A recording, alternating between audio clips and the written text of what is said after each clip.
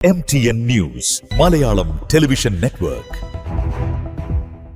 മലപ്പുറം നഗരത്തിൽ ശുചിമുറി മാലിന്യം തള്ളാൻ ശ്രമിക്കുകയും ഇത് തടയാൻ ശ്രമിച്ച യുവാക്കളെ വധിക്കാൻ ശ്രമിക്കുകയും ചെയ്ത കേസിൽ ടാങ്കർ ലോറി മലപ്പുറം പോലീസ് കസ്റ്റഡിയിലെടുത്തു. കഴിഞ്ഞ ദിവസം പുലർച്ചെ മലപ്പുറം മച്ചങ്ങലിൽ വെച്ചായിരുന്നു നാടിനെ നടുക്കിയ സംഭവം നടന്നത്. ഈ മേഖലയിൽ നിരന്തരം കക്കൂസ് മാലിന്യം തള്ളുന്നത് പതിവായതിനെ തുടർന്ന് നാട്ടുകാരായ യുവാക്കൾ രാത്രിയിൽ കാവലിരിക്കുകയായിരുന്നു.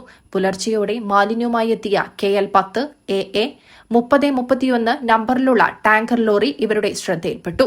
തുടർന്ന് ബൈക്കിൽ പിന്തുടർന്ന മലപ്പുറം നഗരത്തിൽ വെച്ച് വാഹനം തടയാൻ ശ്രമിച്ച യുവാക്കൾക്ക് നേരെ ഡ്രൈവർ ലോറി ഓടിച്ചുകയറ്റി അപായപ്പെടുത്താൻ ശ്രമിക്കുകയായിരുന്നു. വളരെ വേഗതയിൽ മുന്നോട്ടെടുത്ത ലോറിക്ക് മുന്നിൽ നിന്നും തലനാഴിരയ്ക്കാണ് യുവാക്കൾ രക്ഷപ്പെട്ടത്.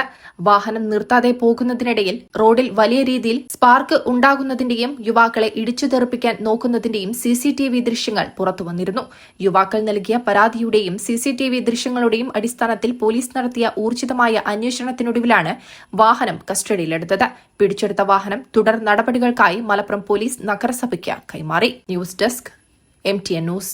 നിങ്ങളുടെ സന്തോഷ നിമിഷങ്ങളുടെ partner Aadhar Gold and Precious.